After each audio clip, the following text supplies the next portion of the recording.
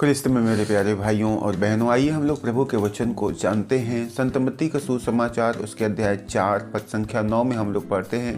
प्रभु का वचन कहता है, मेरे पीछे चले आओ।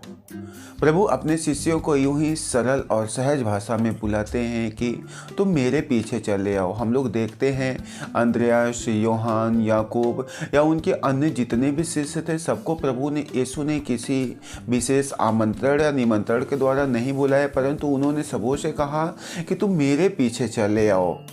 आज एक प्रभु के पीछे चलने का सबसे सुंदर तरीका है। प्रभु के पीछे हम कैसे चल पाएंगे जानना अनिवार्य। हम प्रभु के वचन पर चले, उनकी आज्ञा का पालन करें। कैसे हम उनके वचन का पालन कर सकते हैं, कैसे हम उनकी आज्ञाओं पर चल सकते हैं, कैसे हम एक मसीही विचार को, यीशु के विचार को, उनके कामों को, इनकी योजनाओं को कैसे अपने जीवन में क्रियान्वित होने देते हैं, कैसे उसे अपने जीवन के द्वारा कार्य करने देते हैं। इस बात को हम लोग बड़े गहराई से देखेंगे।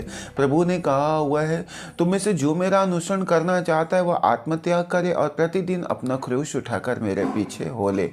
मेरे भाइयों और बहनों, मत्ती हो, अंद्रयास हो, याकूब हो और यूहन्ना हो, चाहे जो भी उनके शिष्य थे, वे लोग हर दिन अपना क्रूस उठाने वाले थे।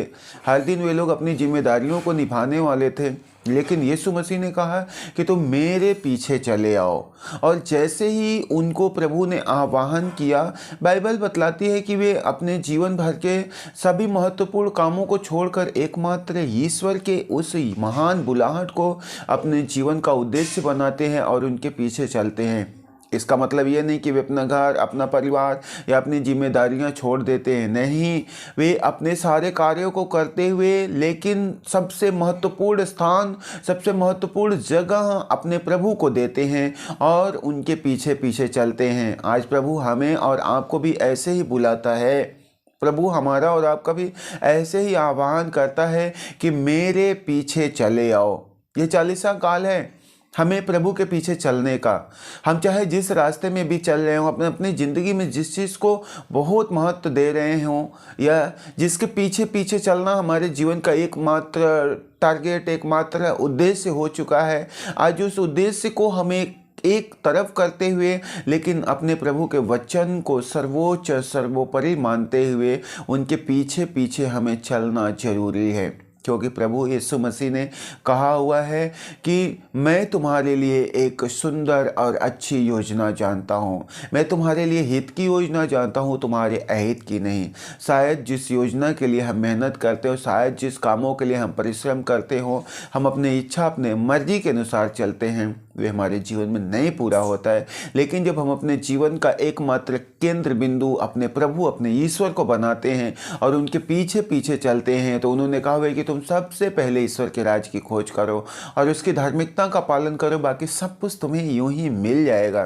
तो आप चाहते हैं कि आपके जीवन में ईश्वर की आशीष हो, आप चाहते हैं आपके घर में, आपके परिवार में ईश्वर की बरकत हो, ईश्वर के पीछे चलना। हो सकता है अपनी संतान हो, संतान पाने के लिए आप बहुत सारे डॉक्टरों के पास में जाते, बहुत सारा उपाय कराते, इलाज कराते, तंत्र मंत्र, झाड़ फूक, नाना प्रकार के प्रयत्न करते हैं, आपको संतान नहीं मिलता है। आप बेरोजगार हैं, आपको रोजगार की ज़रूरत है, बहुत सारे फॉर्म के लिए, बहुत सारे नौकरी के लिए आपने अप्लाई किया, आपको नौकरी नहीं मिला, आप थक गए, हार गए हैं। आप प्रभु के पीछे चलना।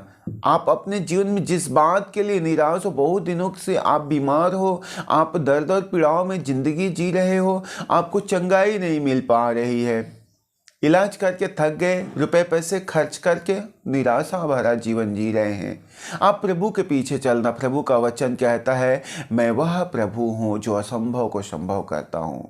प्रभु ने कहा है, मैं वह प्रभु हूँ जो रोगियों को स्वस्थ करता हूँ, डॉक्टरों का डॉक्टर, वैद्यों का वैद्य मैं हूँ।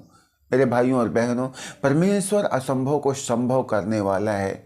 इस संसार में हर किसी के लिए, हर फील्ड में, हर क्षेत्र में आपने अपना प्रयत्न किया, प्रयास किया, किसी की सहायता ली, किसी की मदद मांगा, लेकिन एक निश्चित समय आते तक व्यक्ति अपना हाथ खड़ा कर देता है, अब मुझसे नहीं हो सकता, अब मुझसे नहीं हो सकता। लेकिन प्रभु ने कहा हुआ है जो तुमसे नहीं हो सकता वो मुझसे हो सकता है। इसलिए हमें उस प्रभु में भरोसा और विश्वास करते हुए उनके पीछे पीछे चलना है और देखना परमेश्वर आपके जीवन में आने वाले दिनों में बहुत बड़े कार्य करने वाले हैं। परमेश्वर आपके जीवन में चमत्कार करने वाले हैं।